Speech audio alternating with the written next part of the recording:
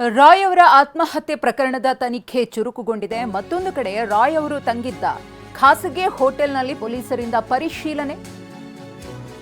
ಹಲಸೂರು ಬಳಿಯ ಕಾನ್ರಾಡ್ ಹೋಟೆಲ್ನಲ್ಲಿ ಪರಿಶೀಲನೆ. ಯಾವಾಗಲೂ ಒಂದೇ ರೂಮ್ ಪಡೆಯುತ್ತಿದ್ದ ಸಿಜೆ ರಾಯ್ ಈ ಹೋಟೆಲ್ನಲ್ಲೇ ಉಳಿದುಕೊಳ್ತಾ ಇದ್ರು. ಹೋಟೆಲ್ನ 24ನೇ ಫ್ಲೋರ್ನಲ್ಲಿ ರಾಯ್ ಅವರು ತಂಗ್ತಾ ಇದ್ರು. ಸುಸೈಡ್ಗೂ ಮುನ್ನ ಹೋಟೆಲ್ನಲ್ಲಿ ಉಳಿದಿರುವಂತಹ ಮಾಹಿತಿ ಇದೆ. ರೂಮ್ನಲ್ಲಿ ಏನಾದರೂ ಸಾಕ್ಷಿ ಸಿಗಬಹುದಾ ಅಂತ ಹೇಳಿ ಪೊಲೀಸರಿಂದ ತನಿಖೆ ನಡೆದಿದೆ, ಪರಿಶೀಲನೆ ಆಗಿದೆ. ಎಫ್ಎಸ್ಎಲ್ ತಂಡದ ಜೊತೆಗೆ ತೆರಳಿ ಪೊಲೀಸರು ಪರಿಶೀಲಿಸಿದ್ದಾರೆ. ರೂಮ್ನಲ್ಲಿ ಒಂದಷ್ಟು ಫಿಂಗರ್ ಪ್ರಿಂಟ್ ಕಲೆಯನ್ನ ಸಂಗ್ರಹಿಸಿದ್ದಾರೆ ಎಫ್ಎಸ್ಎಲ್ ಟೀಮ್ನ ತಜ್ಞರು. ಕುಟುಂಬದವರ ಮುಂದೆನೆ ಹೋಟೆಲ್ ರೂಮ್ ಅನ್ನ ತೆಗೆದು ಪರಿಶೀಲಿಸಿರುವ ಖಾಕಿ. ರಾಯ್ ಪುತ್ರ ರೋಹಿತ್ಗೆ ಪ್ರಶ್ನೆ ಮೇಲೆ ಪ್ರಶ್ನೆಯನ್ನ ಕೇಳಿದ್ದಾರೆ ಪೊಲೀಸರು. ಮತ್ತೊಂದು ಕಡೆ ಕೊನೆ ಕ್ಷಣದಲ್ಲಿ ಯಾವುದೇ ಮಾಹಿತಿಯನ್ನ ತಿಳಿಸಿದ್ರಾ?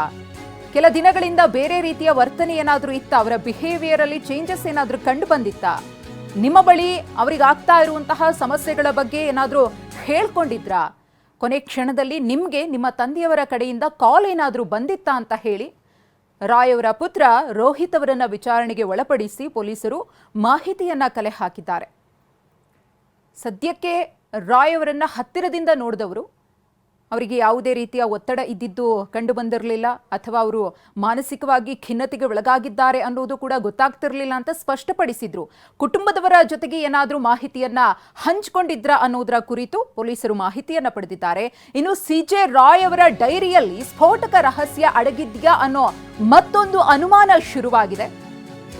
ಸಿಜೆ ರಾಯ್ ಆತ್ಮಹತ್ಯೆಯ ಕುರಿತ ಎಕ್ಸ್ಕ್ಲೂಸಿವ್ ಸ್ಟೋರಿ ಇದು. ಅನೇಕ ನಟಿಯರು ಮತ್ತು ಮಾಡೆಲ್ಗಳ ಹೆಸರನ್ನ ಉಲ್ಲೇಖ ಮಾಡಿದ್ದಾರೆ ಸಿಜೆ ರಾಯ್ ಅವರು ಡೈರಿಯಲ್ಲಿ. ಅವರಿಗೆ ಡೈರಿ ಬರೆಯುವಂತಹ ಅಭ್ಯಾಸ ಇತ್ತು. ಚಿತ್ರರಂಗದ ಗಣ್ಯರ ಜೊತೆಗೂ ಕೂಡ ಉತ್ತಮ ಒಡನಾಟ ಇತ್ತು ರಾಯ್ ಅವರಿಗೆ. ಸಿನಿಮಾ ಕ್ಷೇತ್ರದಲ್ಲೂ ಕೂಡ ಹೂಡಿಕೆ ಮಾಡಿದ್ರು. ಡೈರಿ ಬರೆಯುವ ಅಭ್ಯಾಸವನ್ನ ಇಟ್ಕೊಂಡಿದ್ರು ಸಿಜೆ ರಾಯ್ ಅವರು. ಅವರ ವ್ಯಾವಹಾರಿಕ ವಿಚಾರಕ್ಕೆ ಸಂಬಂಧಪಟ್ಟಂತೆ ಅದರಲ್ಲಿ ಎಲ್ಲವನ್ನ ಬರೀತಾ ಇದ್ರು. ಪ್ರಭಾವಿ ರಾಜಕಾರಣಿಗಳ ಹೆಸರನ್ನ ಡೈರಿಯಲ್ಲಿ ಉಲ್ಲೇಖ ಮಾಡಿದ್ದಾರೆ. ಇಬ್ಬರು ಪ್ರಭಾವಿ ಶಾಸಕರ ಹೆಸರು ರಾಯ್ ಅವರು ಬರೆದಿದ್ದಾರೆ ಅನ್ನೋದು ಗೊತ್ತಾಗಿದೆ. ಯಾವ ಭಾಗದ ಶಾಸಕರು ಅಂದರೆ ಬೆಂಗಳೂರು ಮತ್ತು ಕೋಲಾರ ಜಿಲ್ಲೆಯ ಶಾಸಕರ ಹೆಸರನ್ನ ಉಲ್ಲೇಖ ಮಾಡಿದ್ದಾರೆ. ಬರೀ ಶಾಸಕರು ಮಾತ್ರವಲ್ಲ, ಒಬ್ಬ ಸಂಸದರ ಹೆಸರನ್ನ ಕೂಡ ಸಿಜೆ ರಾಯ್ ಬರೆದಿದ್ದಾರೆ ಅನ್ನೋದು ಗೊತ್ತಾಗಿದೆ. ಅವರು ಬಂದು ದಕ್ಷಿಣ ಕರ್ನಾಟಕದ ಸಂಸದರು ಅನ್ನೋದು ಗೊತ್ತಾಗಿದೆ. ಒಂದು ಕಡೆ ರಾಜಕೀಯ ನಾಯಕರು, ಮತ್ತೊಂದು ಕಡೆ ಸಿನಿಮಾ ಇಂಡಸ್ಟ್ರಿಗೆ ಸಂಬಂಧಪಟ್ಟಂತಹ ನಟಿಯರು, ಮಾಡೆಲ್ಗಳ ಹೆಸರನ್ನ ಅವರು ಬರೆದಿದ್ರು ಅನ್ನೋದು ರಿವೀಲ್ ಆಗಿದೆ. ಮತ್ತಷ್ಟು ಮಾಹಿತಿಯನ್ನ ಕೊಡ್ತಾರೆ ನಮ್ಮ ಪ್ರತಿನಿಧಿ ಕಿರಣ್ ನೇರ ಸಂಪರ್ಕದಲ್ಲಿ. ಕಿರಣ್, ಗಮನಿಸ್ತಾ ಇದ್ದೀವಿ ಸಮಯ ಹೋದಂತೆ ಒಂದಷ್ಟು ಸ್ಫೋಟಕ ವಿಚಾರಗಳು ರಾಯ್ ಅವರ ಆತ್ಮಹತ್ಯೆ ಪ್ರಕರಣಕ್ಕೆ ಸಂಬಂಧಪಟ್ಟಂತೆ ಗೊತ್ತಾಗ್ತಾ ಇದೆ. ಖಂಡಿತ ಮಧುಶ್ರೀ, ಈಗಾಗಲೇ ಸಂಬಂಧಪಟ್ಟಂತೆ ಪೊಲೀಸರು ಕೂಡ, ಲೋಕಲ್ ಪೊಲೀಸರು, ಅಶೋಕನಗರ ಪೊಲೀಸರು ಈಗಾಗಲೇ ಒಂದು ಕಡೆ ತನಿಖೆಯನ್ನು ಮಾಡ್ತಾ ಇದ್ದಾರೆ. ಇನ್ನೊಂದು ಕಡೆ ಏನೇನು IT ಅವರು ಕೂಡ ಈಗಾಗಲೇ ಏನು 3 ದಿನದಿಂದ ಬೆಂಗಳೂರಲ್ಲಿ ಅವರ ಕಚೇರಿಯಲ್ಲೆಲ್ಲವೂ ಕೂಡ ಪರಿಶೀಲನೆ ಮಾಡ್ತಾ ಇದ್ದಾರೆ. ಅವರು ಕೂಡ ಈಗ ತನಿಖೆಯನ್ನು ಮುಂದುವರಿಸಿದ್ದಾರೆ. ಇನ್ನೊಂದು ಭಾಗವಾಗಿ ಇಲ್ಲಿ ತನಿಖೆಯಲ್ಲಿ ಸಾಕಷ್ಟು ಏನು ಕಾರಣ ಅನ್ನೋದು ಕೂಡ ಸ್ಪಷ್ಟವಾಗಿ ಗೊತ್ತಾಗ್ತಾ ಇಲ್ಲ. ಆದರೆ ಕೆಲವೊಂದು ವಿಚಾರಗಳು ಈಗಿರ್ಬೋದಾ ಅನ್ನೋ ಒಂದಷ್ಟು ಮಾತುಗಳು ಕೂಡ ಈಗ ಬರ್ತಾ ಇದೆ. ಮುಖ್ಯವಾಗಿ ಇಲ್ಲಿರುವಂಥದ್ದು ಡೈರಿ ವಿಚಾರಕ್ಕೆ ಅಂತಂದರೆ ಅವರ ಕಳೆದ ಒಂದು 10-15 ವರ್ಷದಿಂದನೂ ಕೂಡ ಅವರು ಆಗುವಂಥ ಬಿಸ್ನೆಸ್ಗೆ ಸಂಬಂಧಪಟ್ಟಂತೆ ಅವರಲ್ಲಿ ಎಂಟ್ರಿ ಮಾಡ್ಕೋತಾ ಇದ್ರು.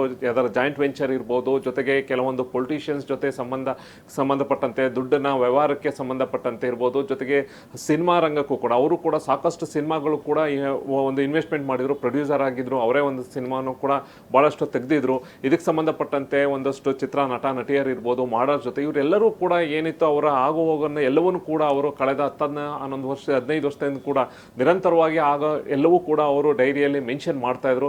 ಬಹುಶಃ ಆ ಒಂದು ಸಂಬಂಧಪಟ್ಟಂತೆ ಇನ್ನು ಉಳ್ಕೊಂಡಿರುವಂಥದ್ದು ಇದೇ ಒಂದು ಕಾರಣಕ್ಕೆ. ಯಾಕೆಂತಂದ್ರೆ ಈಗಾಗಲೇ ಅವರ ಫ್ಯಾಮಿಲಿ ಮೆಂಬರ್ಸ್ನು ಕೂಡ ಈಗಾಗಲೇ ಪೊಲೀಸರು ಕರೆದು ಅವ್ರನ್ನೂ ಕೂಡ ಸ್ಟೇಟ್ಮೆಂಟನ್ನು ಮಾಡ್ಕೊಳ್ಳುವಂಥ ಕೆಲಸ ಮಾಡ್ಕೊಂಡಿದ್ದಾರೆ. ಇಲ್ಲಿ UDR ಕೇಸನ್ನು ಅಂದರೆ ಅನ್ಯಾಚುರಲ್ ಡೆತ್ ಅನ್ನು ಕೇಸನ್ನು ರಿಜಿಸ್ಟರ್ ಮಾಡ್ಕೊಂಡಿದ್ದಾರೆ. ಇಲ್ಲಿ ಯಾರ ಮೇಲೂ ಕೂಡ ಕಂಪ್ಲೇಂಟನ್ನು ಏನು ಕೊಟ್ಟಿದ್ದಾರೆ, ಜೋಸಫ್ ಅಂತ ಅವರ ಮ್ಯಾನೇಜರ್ ಕಂಪ್ಲೇಂಟ್ ಯಾರ ಮೇಲೂ ಕೂಡ ಅವರು ಆರೋಪ ಮಾಡಿಲ್ಲ. ಆ ದಿನ ಏನಾಯಿತು ಅನ್ನೋದ್ರ ಬಗ್ಗೆ ಬಗ್ಗೆ ಮಾತ್ರ ಅವರು ಕಂಪ್ಲೇಂಟ್ ಎಲ್ಲ ಕೊಟ್ಟಿದ್ದಾರೆ.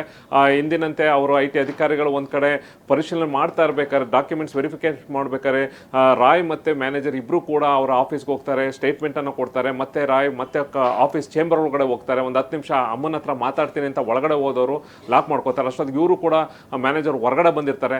ಸ್ವಲ್ಪ ಹೊತ್ತು ಆದಮೇಲೆ ಮತ್ತೆ ಅವರ ಚೇಂಬರಿಗೆ ಬಂದಾಗ ಅದು ಓಪನ್ ಆಗಲ್ಲ. ನಂತರ ಫೋರ್ಸಿಬಲಿ ಡೋರ್ನ ಓಪನ್ ಮಾಡಿದಾಗ ಅಷ್ಟೊತ್ತಿಗಾಗಲೇ ಅವ್ರು ಶೂಟ್ ಮಾಡ್ಕೊಂಡಿರ್ತಾರೆ. ಇವೆಲ್ಲವೂ ಕೂಡ ಹೇಳ್ತಾರೆ ಇದು IT ಕಾರಣ, IT ಅಧಿಕಾರಿಗಳ ಹರಾಸ್ಮೆಂಟ್ ಕಾರಣನೋ ಅಥವಾ ಮತ್ತೇನೇನೇನೋ ಫ್ಯಾಮಿಲಿದು ಅಂತ ಯಾವುದೂ ಕೂಡ ಅವರು ಮೆನ್ಷನ್ ಮಾಡಿಲ್ಲ. ಹಾಗಾಗಿ ತನಿಖೆಯನ್ನು ಪೊಲೀಸರು ಆ ದಿಕ್ಕಿನಲ್ಲಿ ಅಂದರೆ ಅನ್ಯಾಚುರಲ್ ಡೆತ್ ಅಂತ UDR ಆ ದಿಕ್ಕಿನಲ್ಲಿ ಮಾಡ್ಕೊಂಡು ಹೋಗ್ತಾ ಇದ್ದಾರೆ. ಒಟ್ಟಾರೆ ಈಗ ಸ್ಪಷ್ಟವಾಗಿ ನಿಖರವಾಗಿ ಇದೇ ಒಂದು ಕಾರಣಕ್ಕೆ ಅನ್ನೋದು ಬಹಳಷ್ಟು ಟೈಮ್ ಬೇಕಾಗುತ್ತೆ ಈ ಒಂದು ಸಾವಿಗೆ. ಮಧುಶ್ರೀ, ಧನ್ಯವಾದ ಕಿರಣ್ ತಮ್ಮ ಮಾಹಿತಿಗಾಗಿ.